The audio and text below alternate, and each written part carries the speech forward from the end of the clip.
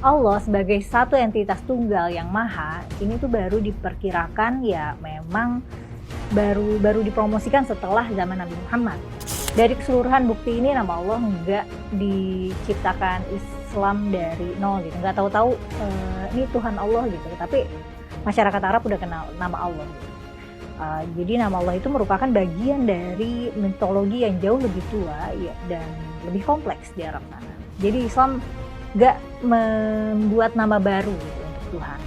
Mengenai tentang nama Allah Subhanahu wa Ta'ala, banyak sih teman-teman di tetangga sebelah yang mengkritisi tentang konsep nama Allah. Memang dari sisi ulama bahasa, saya harus jelasin ya, ulama bahasa bukan tentang ulama syariat. Ulama bahasa memang ada perbedaan pendapat mengenai tentang lafaz Allah. Ada yang mengatakan lafaz Allah diambil dari kata dasar ilah. Ilah itu artinya Tuhan. Allah yang dipertuhankan, berarti sesuatu yang memang ma'bud, yang patut untuk disembah. Ini poin yang pertama. Namun ada pendapat ulama bahasa yang kedua mengatakan Allah adalah ismun mustaqil, nama tunggal yang berdiri sendiri, memang namanya Allah. Seperti kalau kita menyebut nama Rudi, maka Rudi adalah seseorang bernama Rudi. Ada yang mengatakan sedemikian. Namun di antara perbedaan pendapat di ulama bahasa ini, perhatikan, mempertegas bahwa khilaf ini hanya masalah khilaf bahasa doang. Dan itu yang dipertegas oleh pendapat Al-Imam Ibnul Qayyim. Dikatakan innal ikhtilaful qailina biistiqaq wa adamihi, khilaf di antara ulama-ulama itu mengenai tentang nama Allah yang memang muncul dari lafaz ilah atau memang nama yang berdiri tunggal dengan sendirinya, innama huwal ikhtilaf syakli, itu adalah ikhtilaf yang bersifat bahasa. Amma i'tiqaduhum, adapun keyakinan para ulama bahasa fi asma wa sifatillah, dalam nama dan sifat-sifat Allah, bahwa anha qadimatun, adalah nama qadimah, wal qadim la madata lahu, dan qadim berarti tidak memiliki unsur penyusun. Artinya nama Allah sebagai Tuhan tidak diperdebatkan. Nah, kalau berbicara tentang nama Allah sudah ada sebelumnya, oh ya jelas, karena seluruh nabi dari Nabi Allah Adam sampai Nabi Muhammad membawa satu poin yang sama untuk bertauhid kepada Allah Subhanahu wa Ta'ala. Perbedaan para nabi hanya berbicara tentang konsep syariatnya, namun mereka memiliki kesepakatan bahwa Tuhan yang patut disembah, bertauhid, menunggalkan Allah yang esa, itu sudah ada sejak zaman Nabi Adam. Allah bukan dibawa oleh Nabi Muhammad, betul, tapi Allah adalah Tuhan yang dibawa oleh para nabi-nabi sebelumnya, dan kita diajak untuk bertauhid. Ketika Nabi Allah Musa mengajarkan tauhid, pengikutnya mengiyakannya. Namun ketika Nabi Musa tiada, mereka pun mulai merubah